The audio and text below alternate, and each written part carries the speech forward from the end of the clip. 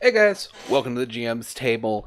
And my shirt hasn't changed, but it is a new day. When you're watching this, last week I did an unboxing of this Dungeon in a Box. Well, today, which for me is the next day, I'm going to actually review the adventure. Now, I'm not giving you a breakdown of everything in the adventure. I want, if you run the adventure, it to not be not to ruin any surprises or anything like that. I'm reviewing the quality of the content in here and being as non-spoiler as possible. I still hope to do a live play of this, an actual in-person live play. I'm trying to organize for once a month in Philly. Real exciting stuff. Hey guys, I'm interrupting my own video because Dungeon in a Box got in touch with me and they gave me a promo code. This code right here, TABLE, is going to give you 5% off your first box if you order from dungeoninbox.com. Alright, I'm not trying to be a shill here. If you've been paying attention to this video, I obviously love this product. I'm doing multiple videos on this product before they got in touch with me. But enter TABLE at checkout, you'll get 5% off your first product, and more importantly, well, I don't know, 5% is a good discount.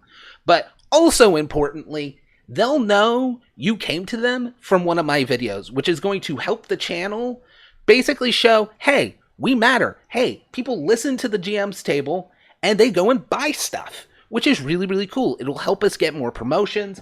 It may help us get more boxes to do more videos about and more gaming content. But again, TABLE at checkout, dungeoninbox.com. Guys, I love this product. I'm just going to go back to the normal video though. This is how I want my adventures to be as far as how they're laid out.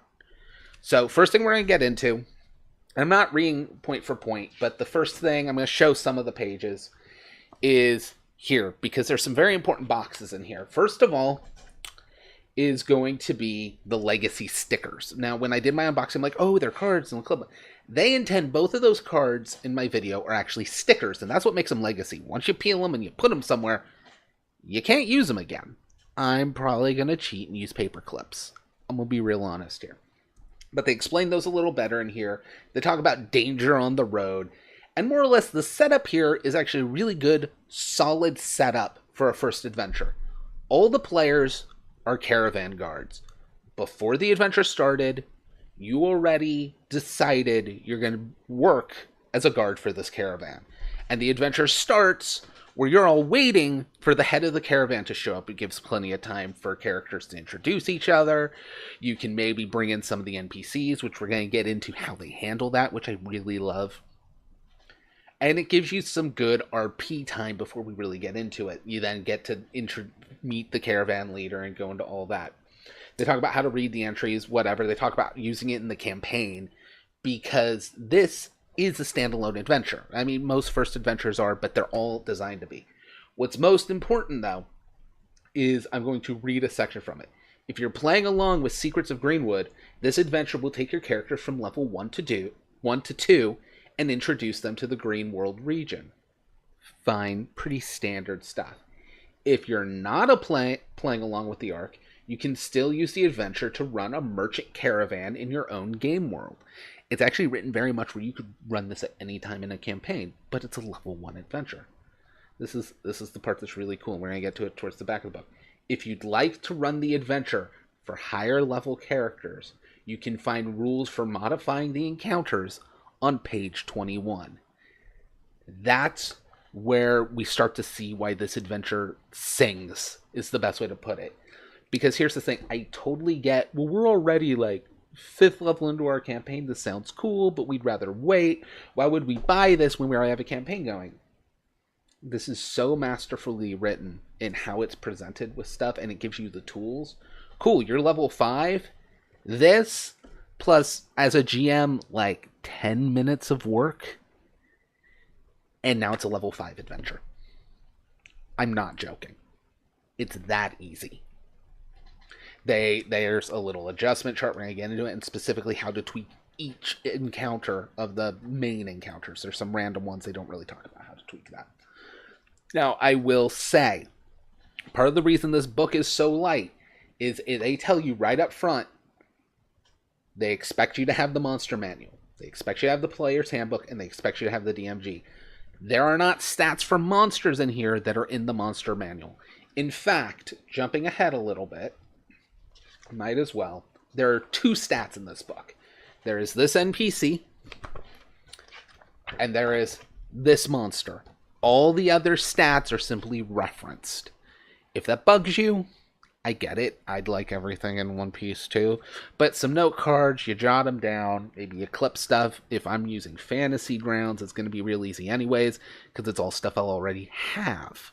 In fact, at that point, I only need to add 2 things. Most importantly, when we're talking about for savages, since it's using generic stats, and we know how to swap out generic stats already, there's only 2 stat blocks we actually have to convert. The rest we just, oh, there's wolves, well, let's grab savage wolves. There's goblins, let's grab savage goblins. A lot easier. So converting this to savage wolves, as I said, I already suspected be easy. Super easy. I might actually, if this becomes an ongoing thing, once a month I might do a video where I convert these adventures to savage adventures for you guys. Like, cover what needs to be converted, and we'll do it. If that's something you guys are interested in, because I don't want to forget my savages. More than anything, I know I'm doing a lot of D&D stuff lately. More than anything, I'm a Savage Worlds player, but I also really like D&D. All right, so moving on. Page 2, we're like, oh, well, we're going page by page. Well, the thing is, page 2 and 3 is huge. I was expecting this to be an adventure. Oh, yeah, I could use it. Oh, it's talking about a merchant caravan. Fine. Page 2 and page 3. I count it really as one page because it's a spread. It's where we start to get into generators. Because this thing has generators in it. And you know how I love random generators. This has... This 2-page spread will let you randomly generate a wagon caravan. I am stumbling over my own words. A wagon caravan. You get to randomly generate what type of wagon each wagon is. And then in that type, you roll who the occupant is. And boom, you're done. None of it's tied to stats. So this will work in any system. Then you have the attitudes on the trail, and there's a little attitude table for how each of those people acts when they're on the trail. Amazing. Just amazing. This 2-page spread I can use in Savage Worlds without any modifications. Like I said, I can very easily in one video convert a whole adventure into Savage Worlds, and it won't be a very long video.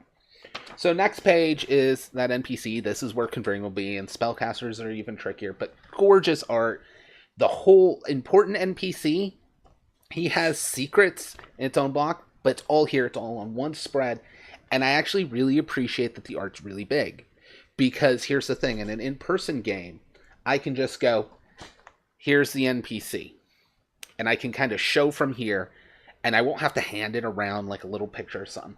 They'll be able to see him from across the room, if it's not a very big room. Across the dining room table, basically. And they can see it, and they can get the visual without me having to make a handout.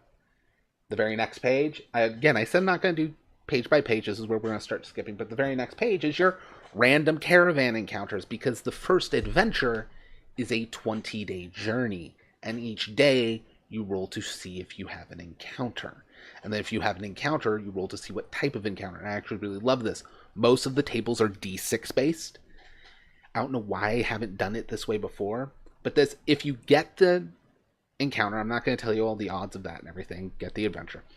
But if you get the encounter, you then roll a D6. If you roll a 1, it's a creature. Just a creature. If you roll a 2, it's just a terrain situation. If you roll a 3 to a 6, it's a combination of creature and terrain. And then there's a D20 table for creatures and a D20 table for terrains. So the odds of getting the exact same encounter even within a 20-day journey are low. Now, then in the encounters, like I said, they'll just reference things, but also makes it easy to convert. You then have all your creature encounters, special magic item properties, which show up, which is really cool. This...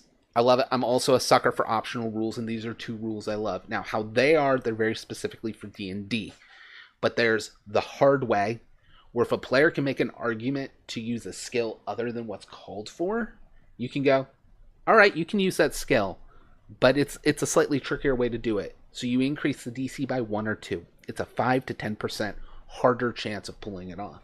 But they can do it, and they can try. And then natural bonds. And I actually really like this one. If a natural 20 is rolled when interacting with NPCs, you could technically do this in Savage Worlds. You just roll a d20 to see if it's if it happens. Whenever you interact with an NPC, if a natural 20's rolled, it turns out you already have a connection with them. Maybe they're a long-lost relative, maybe they're like friend of a friend type thing. They give some examples. And it turns out that's why it worked out. It's not just, oh, it's a 20, he believed me. No, there's this little block of text which makes all the difference, where now there's narrative reasons why that ended up working out. And then there's the flip side of, if you roll a 1, they can actually end up becoming a reoccurring enemy. I love that, and they're little tweaks. They're little, simple tweaks that make the game feel much richer and much better. They're basically something a lot of better GMs just do without really thinking of it as a rule. They're just like, well, no, that was a cool idea, so I did it. Well, now it's here to remind you. And for novice GMs to go, oh, I could do that stuff? So moving on, we have all that. We then go into terrains, which is even easier to convert. Now, a lot of these are like DCs and stuff. Savage Worlds, it's 4, or 4 at a -2, or 4 at a +2. That's really what we need. So those conversions would be easy. Figure out applicable skills. And then we get into the actual encounters. We're on page 13, and we're now in the encounters of the adventure. Everything before here has been tips, generators, and 1 NPC. Everything before here has been tools. Now we're in the encounters, and there's 1, 2, oh, can't flip it, 3, technically 4 to 5 encounters, depending on how you roll out. They do let you know. They talk about tips of how to use the included map, things you'd expect. But 4 to 5 encounters for the actual adventure. Oh, no, 6. Into the Woods. I forgot about that one. And they kind of play with expectations, and you get the aftermath. And then you get to the back, which is like the big monster to fight, which had its own custom stat blocks. The table for how to higher level play, adapting the adventure. And it's just this little thing about how to do the adventure. And again, the legacy cards. And this then specifically tells you, if this happened, they get this card. If it didn't happen, they get the other card, which is how the legacy cards seem to be working. They're based on what specifically happens in the written adventure will then permanently change the party, giving them like little abilities. And I love that. It's a short adventure in writing, but it's 20 days of travel plus a like 5 encounter adventure. This is 1 night to like 3 sessions, depending on how things go and how efficient your party is. This little book has a lot of game in it, like a lot. So I'm really impressed. I can't wait to find the time to run it. But again, little book, little like written content, so things to remember, things to use. Yeah, I'll probably reference the tables rather than memorizing them, but there's like 3 tables in here. They're really useful. I will, like, when I generate encounters, I then have to cross-reference. So I'll probably roll the days ahead of time and then note down what they are, look them up, and pre-plot that out. Honestly, that'll take me half an hour to an hour of GM prep, because the hard work's there, already done. But then this little book could have generated a nice thick adventure, depending on how the dice go. So I'm, as with everything else in this box, pleasantly surprised. I didn't give away the story, which I'm interested in actually reviewing adventures and stuff, but I don't want to give away the stories, which has always been this weird balance, because I've asked people when I start doing game reviews, like, will you review adventures and stuff? So that's something I'm toying with. I definitely would love to review more of these. I may anyways. But with that, I'll catch you guys next time.